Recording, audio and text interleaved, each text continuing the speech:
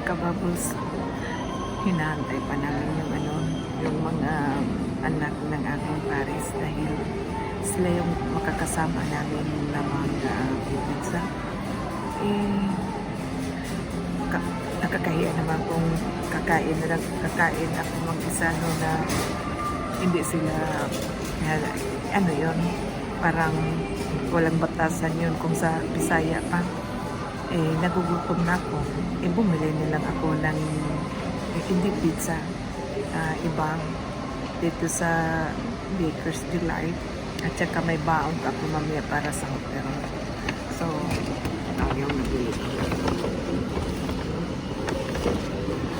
Marami akong kakainin pagdating sa hotel dahil malayo sa walang mabibilhan doon.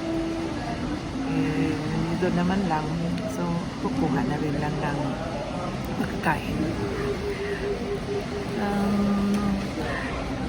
Ano bang chikabela sa akin ngayon mga kababos?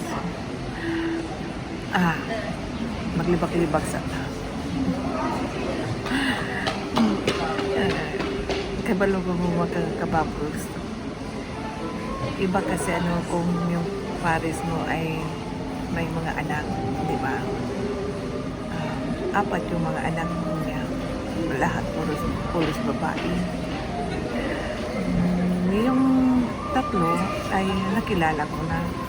Pero alam niyo ba yung isa, parang ayaw niya sa akin noon pa. Pero bukas magkikita sila, sabi ko sa pares ko na kayo na lang magkita, huwag na lang ako. Ayaw din naman niya. Anyway, makikita ko siya sa unang pagkakataon. Tingnan na lang natin kung ano yung mangyayari. Kasi yung ko sa kanya, yung parang iba yun. Pero bahala sila. Hindi naman sila ang aking ang pagtawag nito mga kababos, hindi naman sa may akong kaipon, di ba? Yung ngayon, yung makakasama namin ay yung dalawang apo niya at saka dalawang anak. Kasi yung isa, imposible na makikita namin dahil andun sa malayo.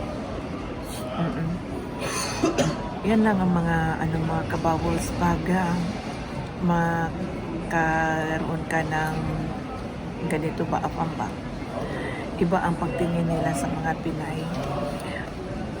Sa sarili ko lang ay kasi ang nila, ang tingin nila sa atin ng mga babae na kapag-asawa ng puti, ang tingin nila ay hanap ay pera. Hindi naman lahat dahil yung mga naman yung mga Pinay naman na nakapag-asawa ng mga afam, nag-work naman sila at saka para makatulong sila sa Pinas. Ako, wala man akong tinutulungan, so ayaw rin niya akong magtrabaho. So, yun.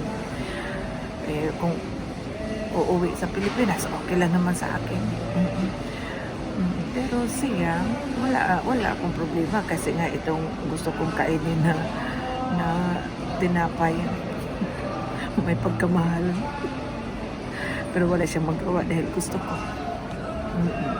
Ito siya. Hindi yan bumibili ng mamahalin na Kasi yung bang bang tawag nito? Ay, tipid talaga siya sa sarili niya, tipid siya. Kahit sa pagkain. Pero ako, kahit hindi ko napagtipid. Kung gusto ko, kumakain talaga ako. Ayun.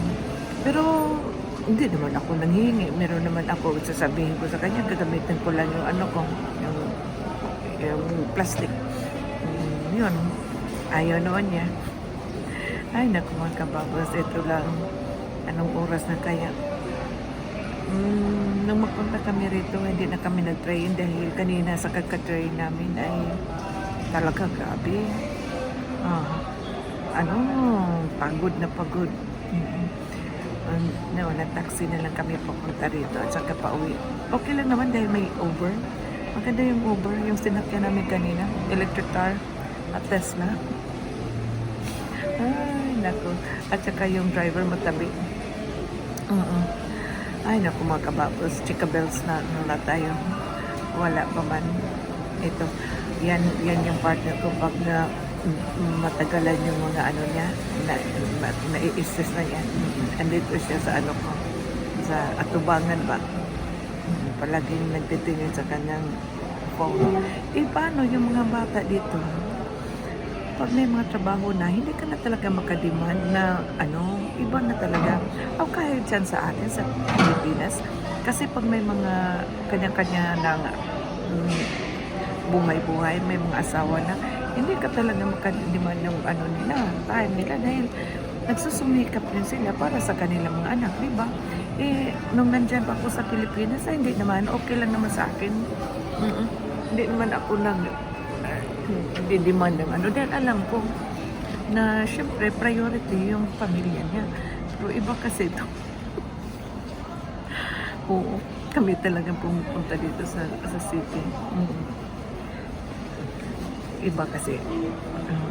Iba. Anyway mga kababos, yun lang muna ha. Kasi inaantay ko pa mo. Para baka sabihin niya na siya nang linilibak na ako.